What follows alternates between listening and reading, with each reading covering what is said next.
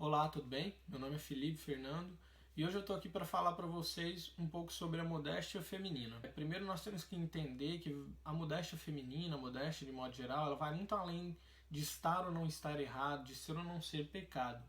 Ela é um plano de Deus no relacionamento da mulher para com o homem e do homem para com a mulher. Nós podemos perceber essa introdução, esse relacionamento entre o homem e a mulher querido por Deus desde lá do Gênesis, quando o nosso Senhor coloca para que todos os animais passem diante de Adão e ele vai nomeando a cada um, mas ele percebe que nenhum daqueles serviria para ser um companheiro dele. Então, o que acontece? Ele cai em sono profundo e daí então surge Eva, né? Nosso Deus, ele faz Eva e quando Adão vê Eva pela primeira vez, ele diz, sim, essa carne da minha carne, né? É osso dos meus ossos e por isso o homem deixa sua família para unir-se à mulher e formando assim uma só carne. Então nós percebemos esse querer de Deus de um relacionamento bom e profundo, não somente físico, mas também espiritual entre o homem e a mulher. Mas acontece um fato de que ao pecarem, os dois, no momento em que pecam, eles começam a sentir vergonha, sentem vergonha de Deus. Não porque eles pecaram somente, mas porque eles pecaram, seu olhar se corrompeu e eles se esconderam, porque eles perceberam que estavam nus. Bom, antes do pecado eles também estavam nus, mas o pecado é que trouxe essa concupiscência, essa distorção no olhar do homem e da mulher. E desde então, ali quando Deus coloca os dois para fora do jardim do Éden, vai dizer que Deus tece roupas com pele de animais para que eles possam cobrir os seus corpos. Então a gente percebe que dali então o homem e a mulher, eles tinham essa barreira de enxergar a alma um do outro enquanto o corpo estivesse ali, a estrutura física estivesse chamando mais a atenção do que o corpo, certo? Então nós vemos essa distorção no olhar do homem e da mulher. E dessa distorção que surge essa necessidade da modéstia, da moderação, porque o pecado ele trouxe o vício de todas as coisas, o exagero de todas as coisas, né? Por um lado e por outro. Então a modéstia, nós temos que entender que a modéstia também ela não é uma virtude sozinha, mas ela está dentro de outra virtude. Ela está dentro de uma das virtudes cardinais, né? Que são as virtudes humanas. São prudência, temperança, fortaleza e justiça. A modéstia ela se encontra dentro da virtude da temperança, que é uma virtude mais abrangente, né? E só pelo nome nós podemos entender e compreender que é uma virtude que tempera, balanceia as coisas. Ela não puxa nem para um extremo e nem para o outro. Ele está ali no meio. E a temperança, ela abarca essa virtude da modéstia, entre outras. E a virtude da modéstia, ela abarca 4 virtudes. E aqui nós tiramos esse material da Suma Teológica. Se você quiser, você pode ir lá e pegar esse material diretamente da fonte. Aqui nós passaremos um resumo, basicamente, de todas essas virtudes. Então, dentro da virtude da modéstia, nós temos a virtude da humildade, da estudiosidade, e o terceiro é a dos movimentos corporais, a virtude que regula isso, e a virtude quanto à apresentação externa, dos adereços externos. Bom, primeiro, nós temos a virtude da humildade. Ela modera as nossas buscas pela excelência. O que seria isso? Todos nós temos esperanças. Vai dizer na Suma que a esperança é aquilo que nos faz buscar algo. Então a humildade ela controla essa nossa esperança. Porque imagina se nós buscássemos algo sem controle algum. Se eu quero ser inteligente, eu quero ser inteligente demais, uma beleza exacerbada. Então essa virtude da humildade, ela controla exatamente essa busca incessante pela excelência. Temos aqui também a virtude da estudiosidade, que ela se opõe ao vício da curiosidade. Essa é uma virtude um pouco mais complexa, mas passando um pouco por cima, o vício da curiosidade é quando o sujeito, a pessoa, ela quer estudar muito, ela tem a sede do conhecimento, mas por trás da busca desse conhecimento está um fim ruim, que seria o de ficar soberbo, uma pessoa pedante, que quer saber mais só para fazer coisas ruins. Então essa basicamente seria a curiosidade aqui, e a virtude que a combate seria a virtude da estudiosidade. E o terceiro, ele respeita os movimentos e atos do corpo. É uma virtude que é inerente ao corpo, porém ainda não é a virtude dos adereços externos. É uma virtude que ela controla os nossos atos. Por exemplo, uma pessoa que os atos delas, vai dizer Santo Tomás de Aquino na Suma, que às vezes a pessoa que tem um ato muito rústico, muito agreste, não é tanto polido.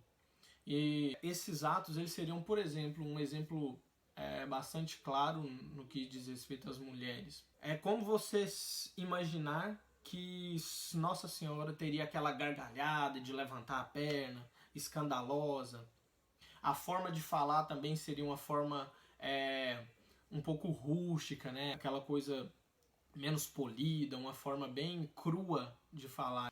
Então, isso seria contra essa virtude do controle dos movimentos externos, da fala, do jeito de agir. Mas também nós temos o outro extremo. O extremo da fala agreste, do agir rústico, seria aquela pessoa que ela age de forma tão comedida que as suas atitudes elas ficam cinematográficas, né? Algo ensaiado, aquela coisinha bem certinha, que todos veem que não é natural. Então isso também seria um pecado no sentido de errar, pecar pelo excesso. E dentro dessa virtude do controle dos movimentos corporais, nós temos também uma virtude chamada eutrapelia. O que seria essa virtude? Ela seria uma virtude que controla as brincadeiras, os gracejos, as brincadeiras, as piadas e essas demais coisas, porque isso também pode ser um vício. Aquela pessoa que é brincalhona demais, ela foge à modéstia nesse sentido. Dentro aqui da modéstia nós temos isso, que essa pessoa que é muito um bufão, digamos assim, ele foge um pouco à virtude da modéstia. Mas também aquela pessoa que é muito enrustida, que nunca brinca, essa também peca pela austeridade excessiva. Então, entre essas duas coisas, nós temos a eutrapelia, que seria uma brincadeira, assim, mas comedida, de forma saudável. A quarta virtude dentro da virtude da modéstia, que seria nos adereços externos.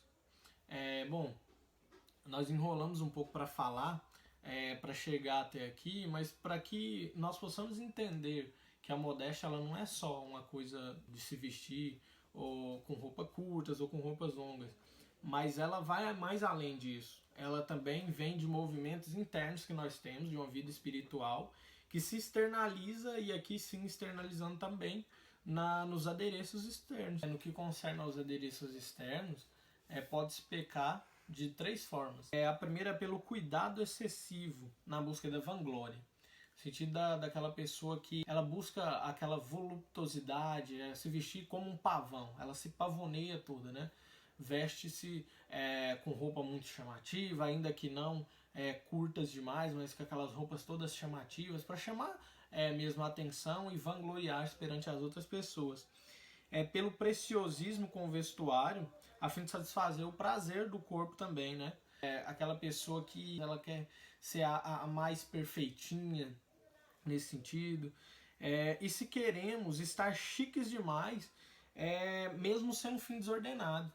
Aqui, por exemplo, aquela mulher que ela quer se vestir tão bela, tão modéstia, para chamar a atenção demais, para exaltar-se beirando as outras pessoas, ainda que sem a intenção de chamar a atenção pela sua sensualização. Então aqui nós podemos perceber aqui que a mulher pode pecar com relação à modéstia pelos dois extremos, né? Em querer se fantasiar demais, ainda que com roupas modestas, se mostrar mais do que as outras, se pavonear, se vangloriar daquilo que ela está vestindo. E também a mulher pode pecar na virtude da modéstia pelo sentido, pelo outro extremo, que seria a sensualização, a banalização demais do corpo da mulher. Essa sensualização ela é vista muito muito mais hoje em dia. Eu acredito que por se tratar de que as pessoas, as mulheres, não só as mulheres, mas também aqui serve para os homens, de estarem com a vida interior, com essa vida interior muito frágil, muito fragilizada e às vezes nem existente. Então nós podemos ver que não é só a erotização, que é um vício no sentido que combate a modéstia, mas também o preciosismo demais no vestir.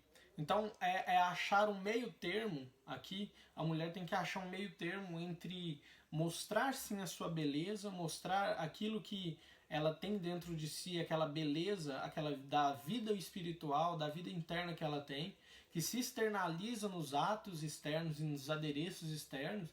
E aqui, entre esses dois extremos, ela achar a sua forma de vestir, de se ver sim bonita, mas também de uma forma honesta, de uma forma humilde. E São Tomás de Aquino vai falar também na Suma que as mulheres elas devem sim se vestir para chamar a atenção dos homens, mas esse sentido só nas mulheres que são casadas, para que possam chamar a atenção dos seus maridos, para que eles possam não vir a cair no adultério. Aquela mulher que é tão desmazelada, aquela mulher que ela não se penteia, ela não se cuida, que o seu marido perde a atração física por ela e pode ser que encontre outra, e a concupiscência do homem possa fazer com que ele caia no pecado. Ou seja, a mulher ela precisa, sobretudo nos dias de hoje, buscar ter essa sua dignidade própria, essa sua beleza própria, as características próprias da mulher. E não como dizem alguns movimentos aí, que ela deve buscar ser mais igual ao homem. Vai dizer assim um senhor, eu não me lembro exatamente o nome, que ele diz assim que o feminismo, que é esse movimento que quer igualar a mulher ao homem, ele diz assim que o feminismo ele trouxe primeiro a masculinização da mulher, depois a feminilização do homem e por fim a bestialização de ambos. Então a mulher e o homem eles têm a sua própria dignidade, a mulher ela tem a sua beleza própria, o seu jeito próprio, e é isso que as mulheres devem buscar, e sobretudo nos dias de hoje onde os valores eles são tão atacados. Então se o mundo ele ataca com veemência aqueles que defendem os bons costumes, a moral, e isso que a gente está conversando aqui, essas nossas virtudes, as virtudes morais, com mais força ainda nós temos que lutar contra isso. E as mulheres têm que mostrar que ela é firme, é forte, assim como Nossa Senhora, mas do seu jeito, com a sua beleza própria, com a sua delicadeza. Então eu agradeço a você ter assistido o vídeo até aqui. Se você gostou, eu peço que você curta esse vídeo, se inscreva no canal aqui no YouTube e compartilhe o vídeo para que mais pessoas possam ter acesso a esse vídeo. Fiquem com Deus.